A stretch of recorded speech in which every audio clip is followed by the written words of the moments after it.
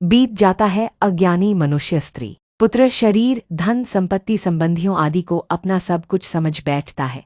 वह मूर्ख पागल की भांति उनमें रम जाता है और उनके मोह में अपनी मृत्यु से भयभीत रहता है, पर अंत में मृत्यु का ग्रास होकर चला जाता है। मनुष्य को मृत्यु के आने पर भयभीत तथा व्याकुल नहीं होना चाहिए। उस समय अपने ज्ञान से वैराग्य लेकर संपूर्ण मोह को दूर कर लेना चाहिए। अपनी इंद्रियों को वश में करके उन्हें सांसारिक विषय वासनाओं से हटाकर चंचल मन को दीपक की लौ के समान स्थिर कर लेना चाहिए। इस समस्त प्रक्रिया के मध्य ओम का निरंतर जाप करते रहना चाहिए, जिससे कि मन इधर उधर न भटके। इस प्रकार ध्यान करते करते मन भगवत प्रेम के आनंद से भर जाता है, फिर चित्त वहां से हटने को नहीं करता है। यदि मूढ़ मन रजोगुण और तमोगुण के कारण स्थिर न रहे तो साधक को व्याकुल न होकर धीरे धीरे धैर्य के साथ उसे अपने वश में करने का उपाय करना चाहिए। उसी योग धारणा से योगी को भगवान के दर्शन हृदय में हो जाते हैं और भक्ति की प्राप्ति होती है। राजा परीक्षित ने पूछा, हे महाभाग,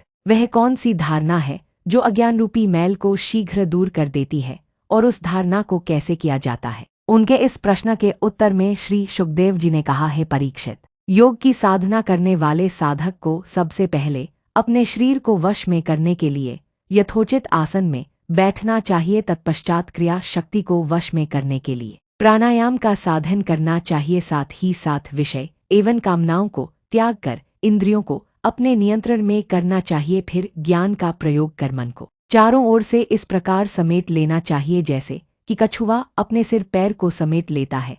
इतना करने के पश्चात भगवान के विराट रूप का ध्यान करना चाहिए। उसे यह समझना चाहिए कि जल वायु अग्नि आकाश पृथ्वी आदि पंचतत्व अहंकार और प्रकृति इन 7 पदों से आवृत यह संपूर्ण ब्रह्मांड विराट भगवान का ही शरीर है। वही इन सब को धारण किए हुए हैं। तत्वज्ञानी पुरुषों के अनुसार पाताल विराट भगवान के तलवे, रसातल उनके पंजे, महातल उनकी एड़ी के ऊपर की गांठें, तलातल उनकी पींडली, सुतल उनके घुटने, वितल और अतल उनकी जांघें तथा भूतल उनका पेरू है। हे परीक्षित, आकाश उनकी नाभि, स्वर्गलोक उनकी छाती, महालोक उनका कंठ, जनलोक उनका मुख, तपलोक उनका मस्तक और सत्यलोक उनके सहस्त्र सिर हैं। दिशाएं उनके कान, दोनों अश्विनी कुमार उनकी नासिका, अग्नि उनका मुख, अंतरिक्ष उनके नेत्र और सूर्य उन नेत्रों की ज्योति है। दिन और रात्रि उनकी पलकें हैं। ब्रह्मलोक उनका भ्रूविलास है, जल उनका तालु और रस उनकी जिह्वा है। वेद उनकी मस्तक रेखाएं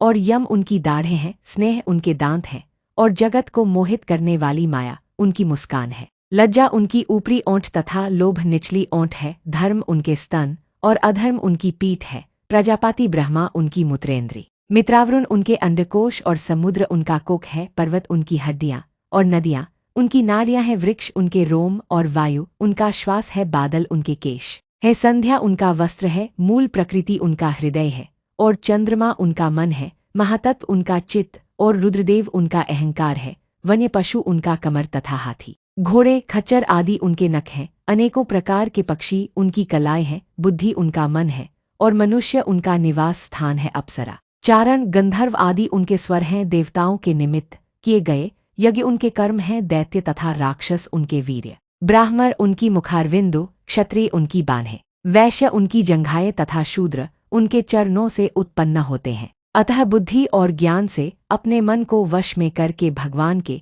इसी विराट रूप का ध्यान करना चाहिए।